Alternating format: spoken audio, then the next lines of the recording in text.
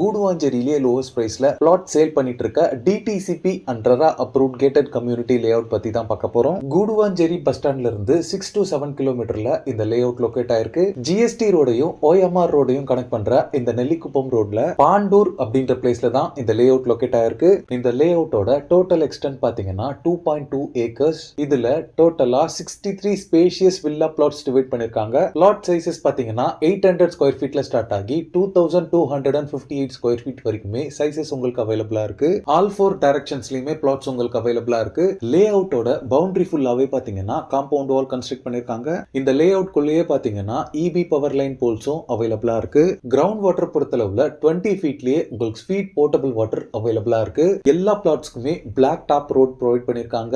Road sizes பாத்தீங்கன்னா 33, 30 and 24 feet white ரோட்ஸாவே இருக்கு. Pricing பொறுத்தளவுல flats per square feet 1850 rupees quote பண்றாங்க.